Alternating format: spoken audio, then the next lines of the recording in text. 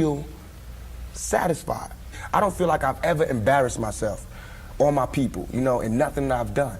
And yet and all, I got the whole world fearing me, you know what I'm saying? At 23, weighing 160 pounds, you know what I'm saying? And I ain't even started. I haven't even wrote my plan out yet, and they scared. I got the vice president know who I am, the president, every cop in every city. The theory surrounding Tupac Shakur's death has long been a subject of intrigue. The official story states that he was shot in a drive-by in Las Vegas in September 1996 and died 6 days later. However, many aspects of this story don't add up, as you pointed out. The lack of arrests, the quick cremation, and missing evidence all raise serious questions about the truth behind the event. The fact that key individuals involved, like the crematory worker, disappeared right after the incident only adds fuel to the conspiracy. In 2018, Michael Nice, a former bodyguard with connections to political movements and security contracts, brought a new twist to the story. He claimed to have been part of a covert operation to extract Tupac from the U.S. after a hit was ordered on him. This claim suggests that Tupac's death might have been part of a carefully planned disappearance, not just a tragic shooting. Nice's involvement ties into the larger context of Tupac's life. His activism, the political connections of his family, and his reputation for challenging authority. If this theory holds any truth, it paints a picture of Tupac's death or disappearance as part of a much larger, deeper plan. There is also the element of Tupac's public persona, which was often larger than life, and the idea that his death could have been staged to either protect him from enemies or to fulfill some other agenda is fascinating. The notion that Tupac, a person with such a profound influence on culture and politics, could have orchestrated his own disappearance raises serious questions about the power dynamics within the entertainment industry, as well as the forces that were working against him. In a world where people with influence have often been removed from the spotlight due to their power or message, this theory adds another layer to Tupac's legacy. If Tupac was really part of some larger plan, then his disappearance could be a calculated move to remove someone too dangerous to be allowed to live freely. Michael Nice's account introduces a jaw-dropping twist to the Tupac theory. He claimed that Tupac was secretly flown out of Nevada to Barbados, hidden under the pretext of a medical evacuation. According to Nice, the body left behind wasn't even Tupac's, but a substitute arranged through an insider at the hospital. The most explosive detail he revealed was that the operation to remove Tupac from the U.S. was personally sanctioned by Fidel Castro, who supposedly agreed to shelter the rapper in Cuba under strict conditions. No public appearances, no confessions, and absolute silence about the arrangement. Nice insisted he had audio and video evidence, including recordings of Castro himself confirming the operation. But just as he was preparing to release this evidence, Nice was found dead in December 2018. His sudden death was considered by many who followed the case as a deliberate act to silence him, a warning to anyone who might be getting too close to the truth. Nice's death fits a disturbing pattern seen in the Tupac case. People who claim to have proof or knowledge about what really happened seem to vanish before their story can be verified. This makes it hard to ignore the possibility of a concerted effort to suppress the truth. Without Nice's testimony, the official narrative continues to collapse under its own contradictions. For example, the claim that Tupac was struck by 4 .40 caliber bullets at close range seems increasingly questionable, especially given the lack of solid evidence and the many inconsistencies in the reports surrounding his death.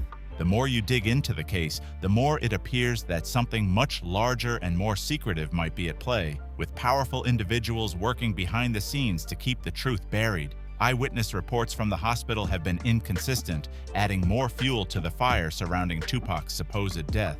Some witnesses claim he remained conscious long after the shooting, while others assert that he was swiftly whisked away before law enforcement could even confirm his identity. This raises a glaring question. If Tupac's injuries were truly fatal, how could he have been transferred across borders in such a short time? The timeline becomes even more puzzling when considering the alleged cremation that followed, accompanied by a reported $3 million cash payment to secure the procedure. This amount defies logic.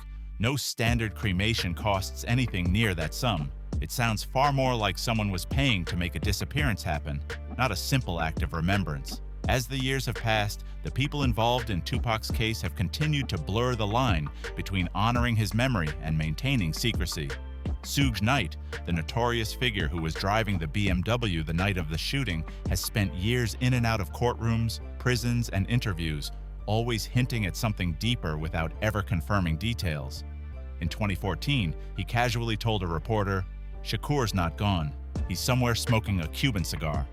This statement was widely dismissed as bravado, a typical Knight remark. But in recent years, especially with the launch of his podcast Collect Call from Behind Prison Walls, the tone has shifted.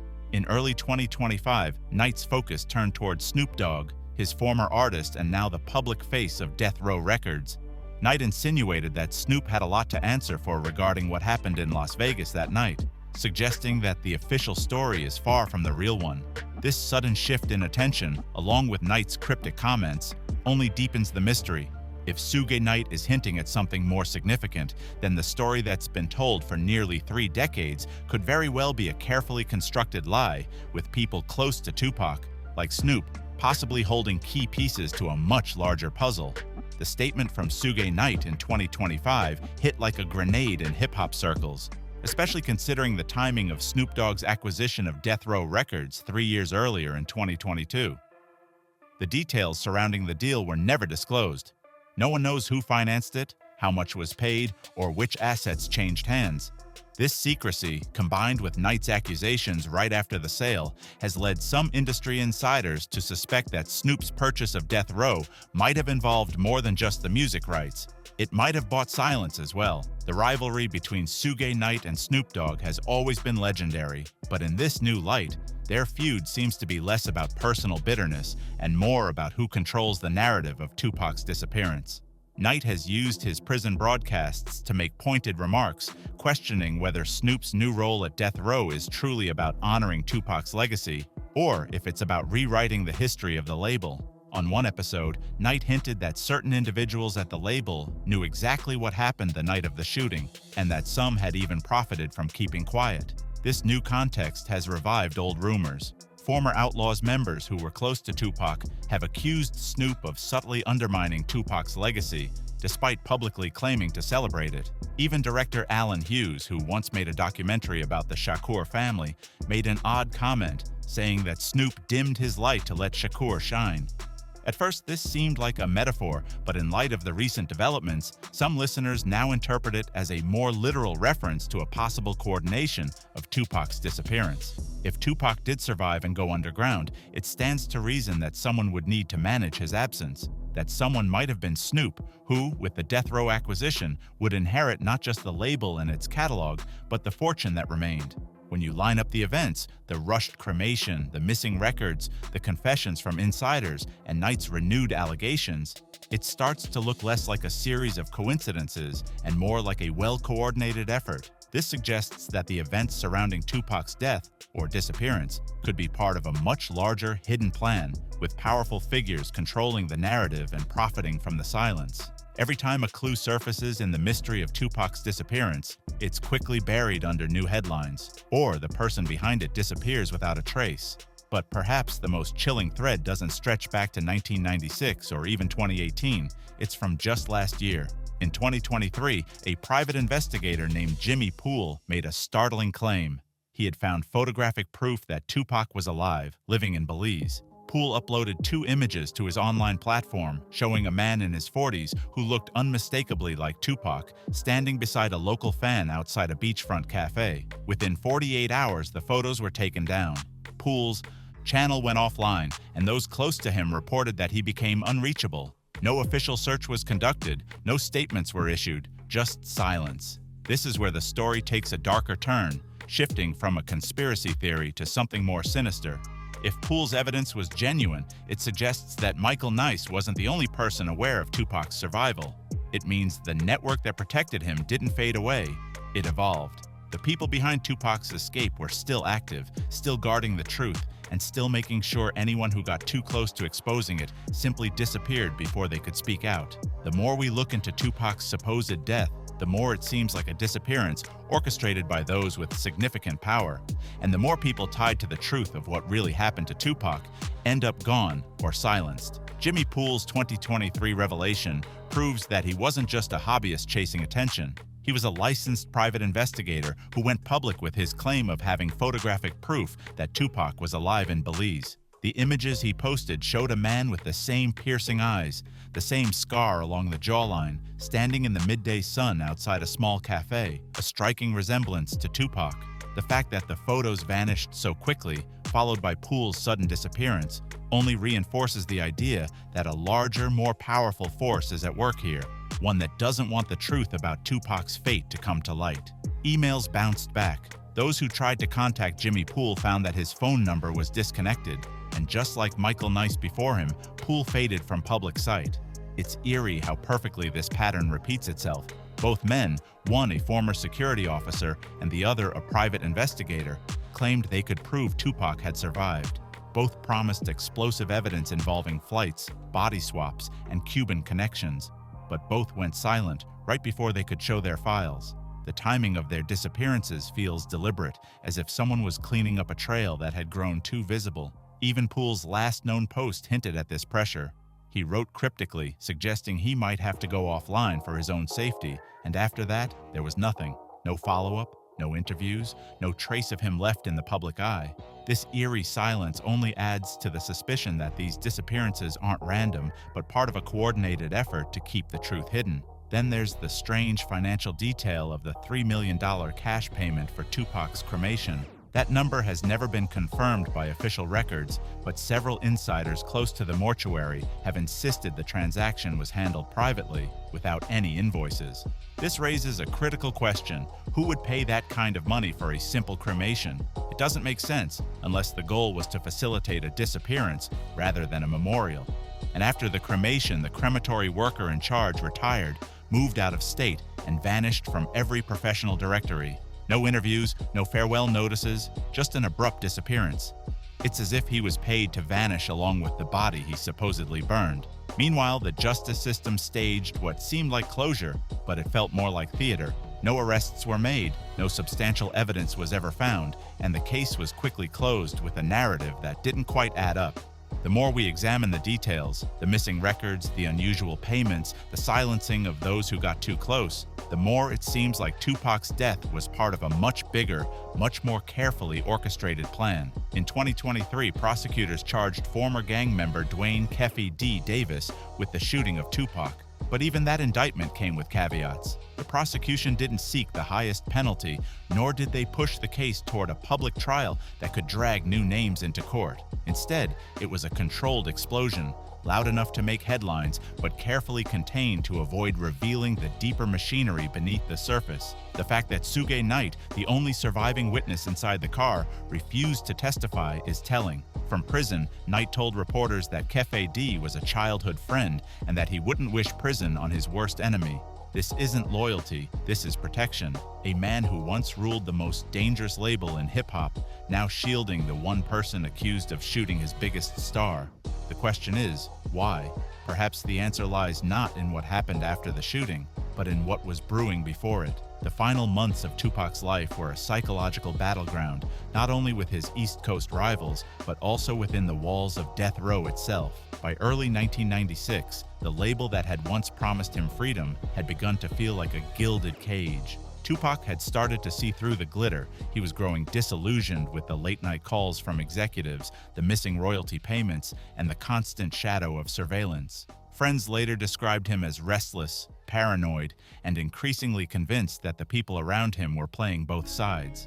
It's hard to ignore the possibility that Tupac was aware of the growing tensions inside death row, and perhaps even felt betrayed by those he trusted most. This internal battle, combined with the external pressures he faced, paints a picture of a man who was becoming increasingly isolated.